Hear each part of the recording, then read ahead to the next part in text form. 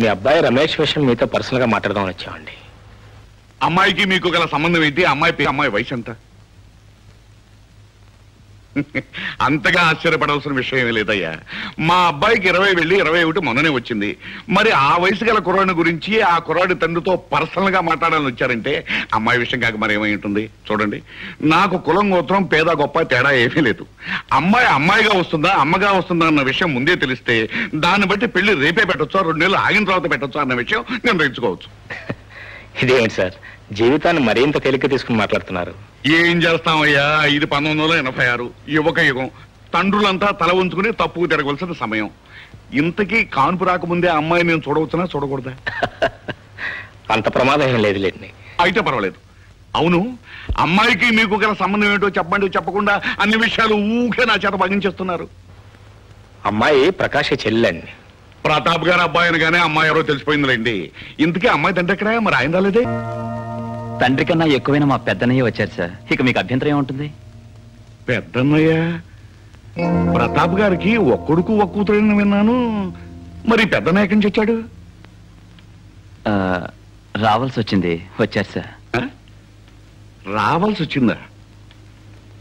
బాబు ప్రకాష్, అమ్మాయి విషయంలో ఏమీ ప్రమాదం ఉన్నట్టుగా కనపడడం లేదు, కానీ ఇక్కడే ఏదో ప్రమాదం ఉన్నట్టుగా నాకు అనుమానంగా ఉంది. చెప్తాను సార్.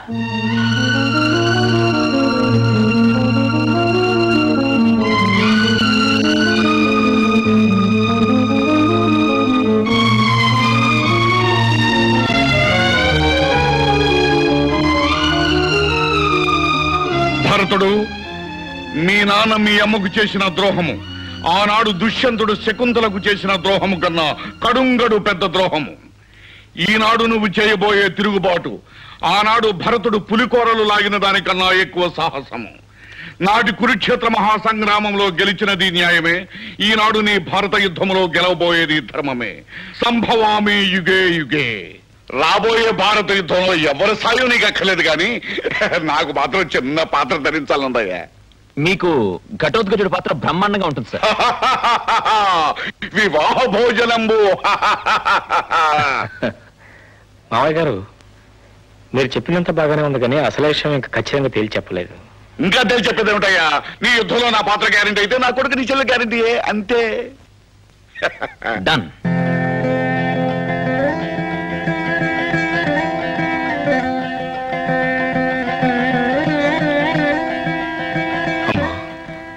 భరత్, నువ్వా? బాగున్నావా బాబు? బాగున్నానమ్మా. ప్రతి శుక్రవారం గుడికి వస్తుంటావా? లేదమ్మా, నిజానికి నా గుండె ఒక గుడమ్మా. ఆ గుడిలో దేవత మా అమ్మ. ఇక్కడికి వచ్చింది మిమ్మల్ని చూడటానికేనమ్మా. నన్నా? దేనికి బాబు? క్షమించాలి, ఆ రోజు మీతో ఒక అబద్ధం చెప్పాను. అబద్ధమా? సింధుకి కార్ యాక్సిడెంట్ జరిగిందని చెప్పాను. అది అబద్ధం. మరి కొంతమంది రౌడీలు సింధుని బలాత్కారం చేయబోయారు. భరత్, కంగారు పడకండమ్మా, ప్రమాదం ఏం జరగలేదు. నా చెల్లాయిని నేను కాపాడుకున్నాను. నా తండ్రి, ఎంత చల్లని మాట చెప్పావయ్యా. అవును, అసలు సింధు రౌడీ చేతులు ఎందుకు చిక్కింది? ఒక్క నిమిషం అమ్మా. నాయనా రమేష్. ఓ, దట్స్ ఫైన్. నమస్కారం. ఇతనేనా రౌడీ? అదే రౌడీ కదమ్మా. అబ్బాయి మెడిసిన్ చదువుతున్నాడు. చదువు సవ్యంగా పూర్తయితే అమెరికా వెళ్లే అవకాశం ఉంది. తండ్రికి ఏకైక సంతానం. అది కూడా పద్ధతిగా పెళ్లి జరిగి పద్ధతిగా శోభనం జరిగి పద్ధతిగా పుట్టిన కొడుకు. ఇది ముఖ్యంగా గుర్తుంచుకోవాల్సిన పాయింట్. అబ్బాయి తండ్రికి 5 కోట్ల రూపాయలు వేస్తుంది, కానీ ఎప్పుడు కోటేసుకోరు. సింపుల్ గా కత్ర పంచ కత్రలాంచి. ఇంతకీ వీరెవరు? అబ్బాయి తండ్రిని. భరతుడు మాట ప్రకారం ఈ పెళ్లికి అంగీకరించిన వాడిని. మీ అంగీకారం కోసం ఎదురు చూస్తున్న అనుభవించినట్టు వియంకుడిని. మీరు ఒప్పుకుంటే శాశ్వతంగా మీకు అన్నయ్యవాడిని. అన్నయ్య గారు, ఈ మాటలు వినటానికి నేనెంతో పుణ్యం చేసుకుని ఉండాలి. మీతో సంబంధం కలుపుకోవటం కన్నా మాకు వేరే అదృష్టం ఏముంటుంది? ఒక్క మాట మీ బావగారితో కూడా చెప్పి. ఒక్క మాట ఏం కర్మ, 396 మాటలు చెప్పమ్మా. కానీ నేను మాత్రం ఒకే మాట చెప్తాను. కొడుకును కనిపారేసిన తండ్రి నేను, కూతురుని కనిపారేసిన తండ్రి అనగా మీ భర్త గారు అనగా మా బావగారు రూలు ప్రకారం మర్యాదగా మా ఇంటికి వచ్చి సంబంధం విషయం మాట్లాడాలి. ఇదిగో నా విజిటింగ్ కార్డు. భరత్, నువ్వెవరో మేమెవరో ఎంత బాధ్యతగా ఈ సంబంధం మాట్లాడి పెట్టేవయ్యా. అదేంటమ్మా, ఎవరో ఉంటారే, మీరేగా నన్ను మీ అబ్బాయి అన్నారు. అవును బాబు, నువ్వు మా అబ్బాయివి. మా పెద్దబ్బాయి. పెద్దబ్బాయి ఆ మాట ఎప్పుడూ చెప్పాలి, ఎవరితోనైనా చెప్పాలి, ఎక్కడైనా చెప్పాలి, ఎట్టి పరిస్థితుల్లోనైనా చెప్పాలి. గుర్తుంచుకోండి, మర్చిపోవద్దు అంతే. ఏమే నీ కూతురు తండ్రి నేనేనా? ఒక్క మాట చెప్పకుండా పెళ్లి కొడుకు వియ్యంకుడు అంటూ ముహూర్తం దాకా వచ్చేసావన్నమాట. నేను సైలెంట్ గా ఉంటే ఒకేసారి శుభలేఖ నా చేతికిచ్చి పంక్తిలో కూర్చోబెట్టి పెళ్లి భోజనం పెట్టి పంపేసేదానివిగా. కోపడకండి, అనుకోకుండా గుళ్ళో వియ్యంకుడు గారు కలిశారు. మన సింధుకి ఆ అబ్బాయికి ఇదివరకే పరిచయం ఉందంట. అన్ని విషయాలు ఆయనే చెప్పి నన్ను ఒప్పించి ఒక్కసారి మిమ్మల్ని వచ్చి మాట్లాడమని చెప్పి ఈ విజిటింగ్ కార్డు ఇచ్చారు. పిచ్చిగుంట బుచ్చేశ్వరరావు. బుచ్చేశ్వరరావు గారు ఉన్నారా? ఉన్నారండి. ప్రతాప్ గారు వచ్చారని చెప్పు. కూర్చోండి బాబు, పిలుస్తాను.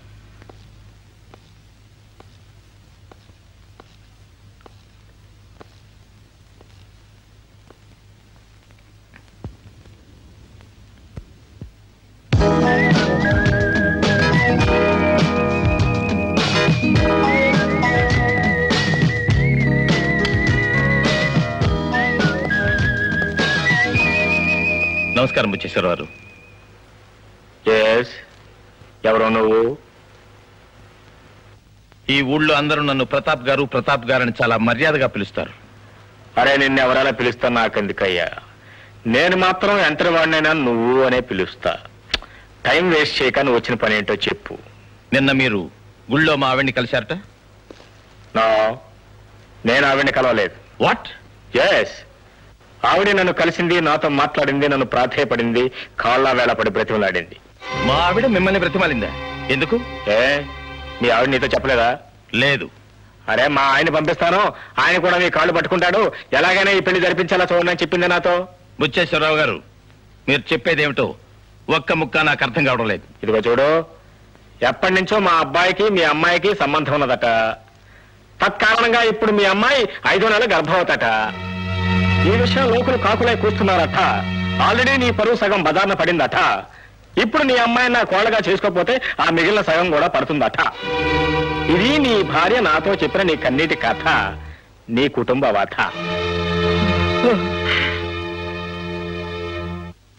ఓ మై గాడ్, నా కూతురు గర్భవతి అయిందా? అరే నీ కూతురు కాదు నా కూతురా? ఈ అనుమానం నాకొచ్చే గర్భం చేసి నా కొడుకు నిలదీసి అడిగితే నిజమే కన్ఫర్మ్ చేశాడు. నీ కూతురు అబార్షన్ చేయించుకున్నాను అడిగి లేడీ డాక్టర్ ఫోన్ చేసి అడిగితే ఆవిడే నిజంగానే కన్ఫర్మ్ చేసింది. ఇక్కడ ఏం చేసేదేముంది? మా ఇంట్లో ఇన్ని ఘోరాలు జరుగుతున్నా నాకొక్కటీ తెలీదు. బుచ్చేశ్వరరావు గారు, ఇప్పుడు ఏం చేద్దాం అనుకుంటున్నారు? ఏమీ అనుకోవట్లేదు. నాకు టీ టైం అయింది, నువ్వు త్వరగా వెళ్ళిపోతే టీ తాగి పడుకుంటా. మిస్టర్ బుచ్చేశ్వరరావు, నా బిడ్డ బాధ తెలిసి కూడా ఇంత తేలిగ్గా ఎలా మాట్లాడగలుగుతున్నావు? నా పరువు పూర్తిగా పోకముందే నా కూతురికి మీ కొడుక్కి పెళ్లి జరిగిపోవాలి. ఏంటి పెళ్లి? పెళ్లి పెళ్ళట పెళ్లి తప్పమ్మా. ఈ పిచ్చిగుంట బుచ్చేశ్వరరావు దగ్గర నీ కుప్పికంతలు కాళ్ళు వేరకొడతాను. నాతో నీకు వియ్యమా? నీ అంతా చెక్కడ, నా అంతా చెక్కడ. ఆఫ్టర్ ఆల్ సమ్మర్ లో ఒక్కపోస్తే కారు వేసుకుని బీచ్కి వెళ్ళే ఫ్యామిలీ నీది, సమ్మర్ మొత్తం హెలికాప్టర్ లోనే కాలక్షేపం చేసే ఫ్యామిలీ నాది. ఇదిగో ఇదంతా అవసరం నీకు నాకు మధ్య, between you me and sofa. నీకెంత డబ్బు కావాలి? అసలు మీ అమ్మాయి రేట్ ఎంత? అది ఎలా కావాలి? క్యాషా, డ్రాఫ్టా, చెక్కా, లేకపోతే మూడా? బుచ్చేశ్వరరావు, నీ కొడుకుని నమ్మి నా కూతురు పోగొట్టుకున్నది డబ్బో ప్రాణమో కాదు. అఫ్ కోర్స్ శీలమే నాకు తెలుసు, కానీ శీలాన్ని గురించి మా నాన్నగారు చెప్పిన నిర్వచనం నీకు తెలియదు. శీలం అనగా సీలు వేయబడ్డ నిజము. ఇప్పుడు నీ సీలు వేయబడ్డ నిజం 10 మందికి తెలిసిందనుకో, నీ కూతురు పరువు బజార్న పడుతుంది. ఆఫ్ కోర్స్ ఆల్రెడీ సగం బజార్న పడిందనుకో, అది వేరే విషయం. ఆ మిగిలిన సగం కూడా బజార్న పడకుండా చూసుకుంటే నీ కూతురు ఇప్పటికే బంగారమే. వెర్రి మొర్రి సిద్ధాంతాలు చెప్పి నన్ను బుకాయించకు బుచ్చేశ్వరరావు. నా కూతురు గర్భవతి, అది మరచిపోకు. అరే నీ కూతురు గర్భవతి అయితే నన్నేం చేయమంటావయ్యా? అసలు తప్పంతా నీ కూతురుది. ముందే జాగ్రత్త పడి రావచ్చుగా. లేదు అయిన తర్వాతనే మా అబ్బాయి చెప్తే ₹3.35 ఇంగ్లీష్ మందు, లేదా మన నాటి ముందు ఉండే ఉందిగా బొప్పాస్కాయ, మన బాధగానే తీరిపోయేవి.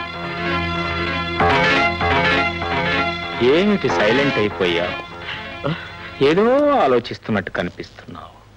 ఒకవేళ ఈ మాటలు నువ్వే ఎక్కడైనా విన్నట్టు అనిపిస్తుందా? నీ మాయలు మంత్రాలు చాలించు. తన్ను కోన్కిస్కా గడ కింద దమకట్టకు.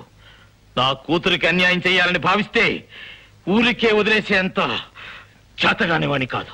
ఏం చేస్తావో ఈ గోంగూర పచ్చడి? ఇంకా ఒక క్షణం ఎక్కడున్నావంటే నా గోర్ఖా చేత నిన్ను పిచ్చి కుక్కను కొట్టినట్టు కొట్టిస్తాను. అంత అవమానం జరగకముందే ఇక్కడి నుంచి వెళ్ళిపో. Out, out, get out.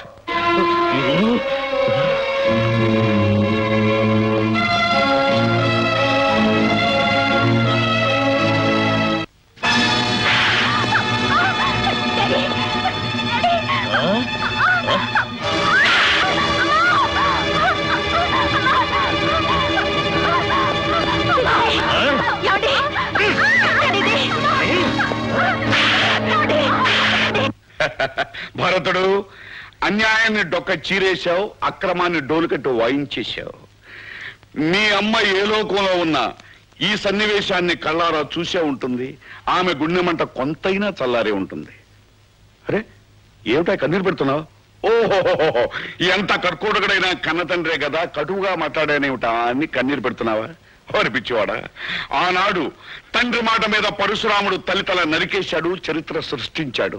ఈనాడు నువ్వు తల్లి మాట నిలబెట్టడం కోసం దుర్మార్గుడైన తండ్రిని కైమా చేస్తున్నావు. తప్పేవి లేదయ్యా. నా బాధ అందుకు కాదు మావయ్య గారు. ఏ పాపం చేయని నా చెల్లెని నేనే హీనంగా మాట్లాడాను. అన్నయ్య ఉండి ఆమెకు రేటు కట్టి నేనే నిజంగా మాట్లాడాను. అబ్బా భరతుడు, ఇదంతా నాటకమని నువ్వు అన్నది ఏది నిజం కాదని నీకు తెలుసు. గుణపాఠం చెప్పడం కోసం కోటి అబద్ధాలైన ఆడొచ్చని భగవద్గీతలో కృష్ణ భగవానుడు ఏనాడో చెప్పాడు. దండకావరంతో ఒళ్ళు కొవ్వెక్కి గర్భవతైన నీ కూతుర్ని నిలువునా చేయకుండా నిజాన్ని దాచిపెట్టి నన్ను వ్యధనం చేసిన తల్లిని నువ్వు. నా కూతురు గర్భవత. ఎవరు నా బిడ్డనెత్తిన ఈ అభాండం వేసిన దుర్మార్గులు. నా వియ్యంకుడు అంటూ వెరవిగిపోయావే ఆ పిచ్చుకుంట బుచ్చేశ్వరరావు చెప్పాడు. ఆపండి, ఈ అభండాల్ని భరించలేను. ఏ తప్పు చేయకుండా ఈ శిక్ష నేను అనుభవించలేను. పదండి, ఆ బుచ్చేశ్వరరావు ముందే అసలు బండారం బయట పెడతాను. ఆ పెద్ద మనిషి నిలదీసి నిజం కక్కిస్తాను. పదండి. బుచ్చేశ్వరరావు గారు, బుచ్చేశ్వరరావు గారు. వస్తున్నా. రండి బుచ్చేశ్వరరావు గారు, రండి.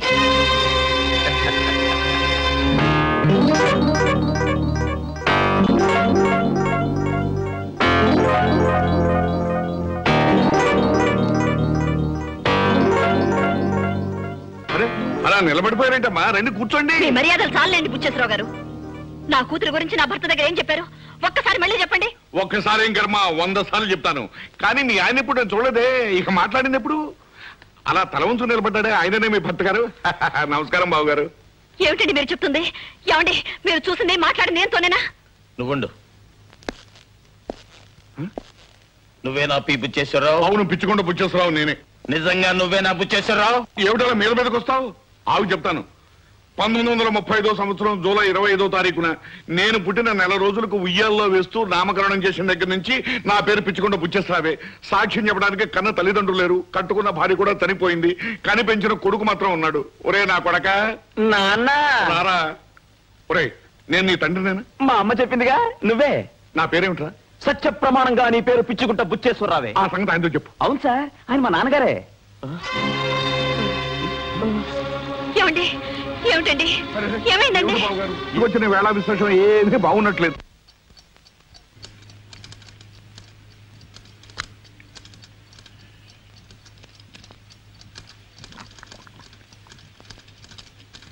ఏమండోయ్ మిస్ కంప్యూటర్ గారు, మిమ్మల్ని ఈ రోజు నుంచి పేరు మార్చి పిలవాలనుకుంటున్నాను. ఏవని? వదినా అని. ఏమిటి మొహాలా పెట్టారు? పిలుపు బాలేదా? పిలుపు బాగున్నా ప్రయోజనం లేదే. ఏ? నేను మిస్ కంప్యూటర్ అవునో కాదో నాకు తెలియదు కానీ మీ అన్నయ్య మాత్రం మిస్టర్ కంప్యూటర్. అర్ధరాత్రి 12 గంటలు అవుతోంది, ఇంకా పనే. వదినా మీరండి మనం వెళ్దాం. ఆయన కదలకుండా నేను రాలేను ప్రకాష్. అవునులే, రాముడు ఎక్కడుంటాడో సీత అక్కడే, కానీ ఈ లక్ష్మణుడు మాత్రం ఉండడు.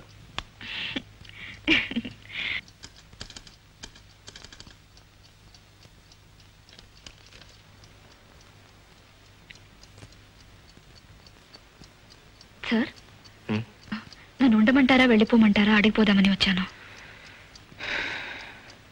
ఉండిపో గీత. నువ్వు పక్కనుంటేనే నా మనసు కాస్త నెమ్మది. లేకపోతే ఒంటరితనం నన్ను పీడిస్తోంది. ఇతరుల మీద ద్వేషంతో మనసు నింపుకునే మనిషికి ఒంటరితనం తప్ప ఇంకేవి అక్కర్లేదేమో అనుకున్నాను. అంటే మనిషి బ్రతకటానికి పగ ఒకటే చాలదు. ఎవరితోనైనా కొంచెం స్నేహం, మరి కొంచెం ప్రేమ కూడా కావాలి. గీత, ఈరోజు నాకు నిజంగా రెండూ కావాలి. నువ్వు కొంచెం అన్నావు, మరి నాకు ఇంత స్నేహం ఇంత ప్రేమ కావాలి. ఇస్తావా? స్నేహం ప్రేమ ఆఫీస్ మ్యాటర్స్ కాదు, పర్సనల్ మ్యాటర్స్. ఇంటికొచ్చి అడిగితే చెప్తాను.